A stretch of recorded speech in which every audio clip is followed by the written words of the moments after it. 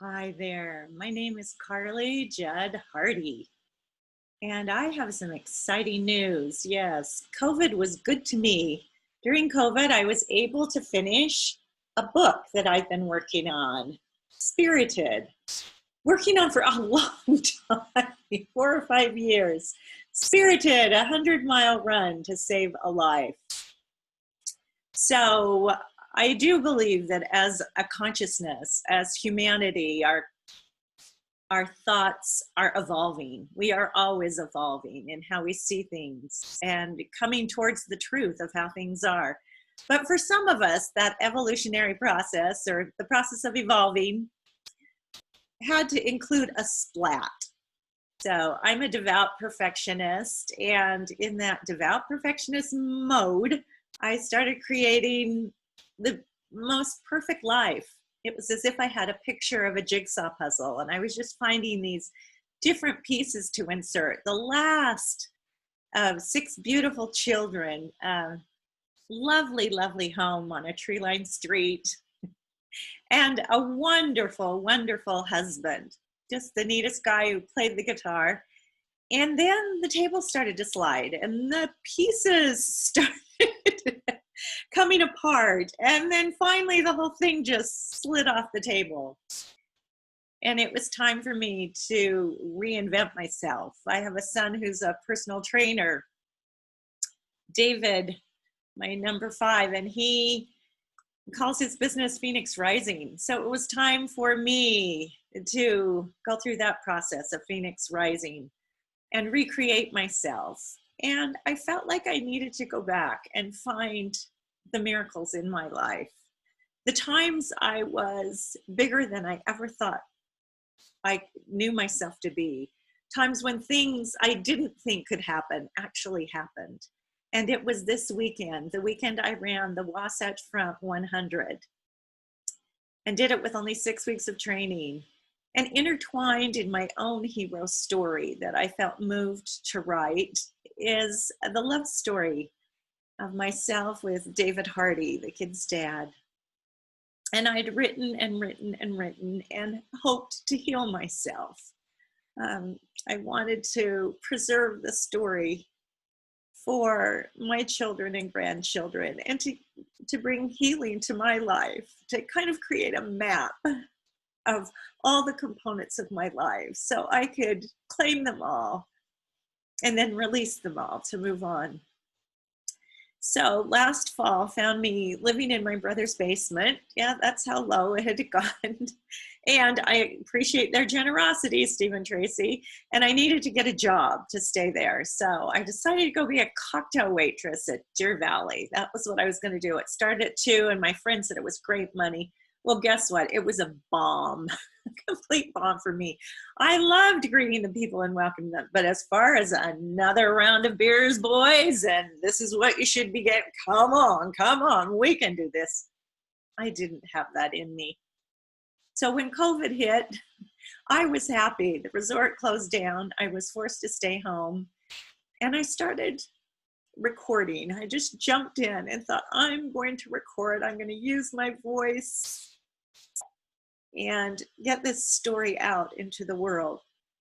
And about halfway through, I created a great beginning and a great ending, but the middle, not so much. I knew I needed some editing help. And it had been my dream. It had been my dream as I was in the midst of this project. Always in the back of my head, I thought, wow, if I could just get Judd, my oldest son.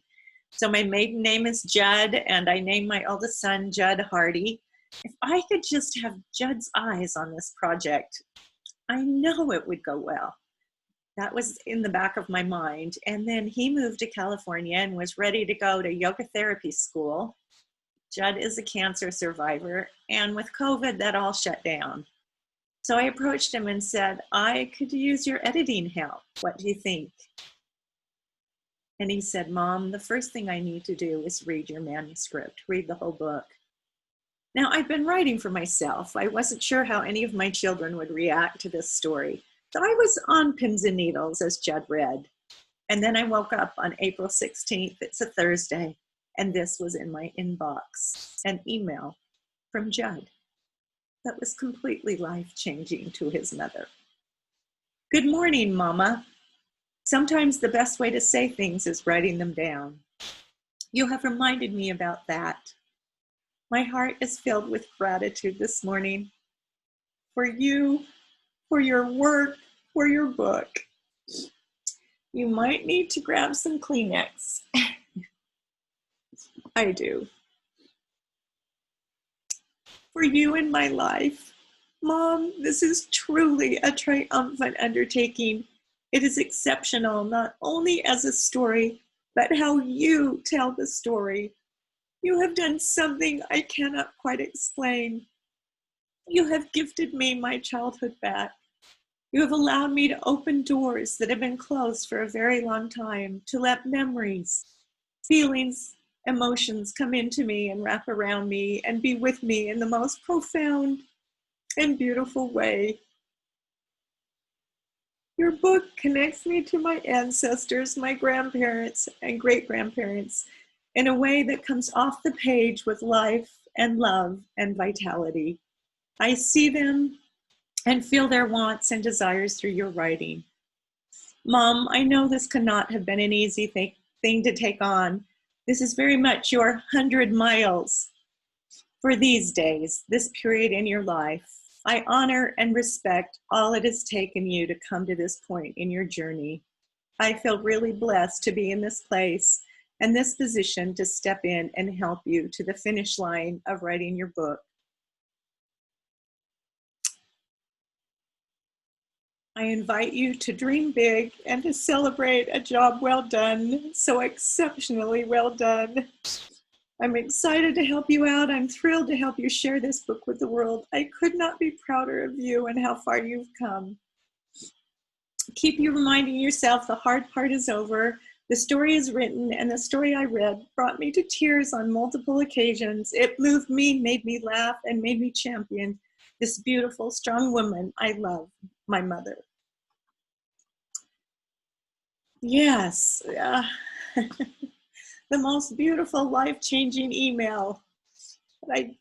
Yes, feel my son's pride in me, and he and his sister Erin are excited to host a book launch Sunday afternoon, September 20th. So come and join us.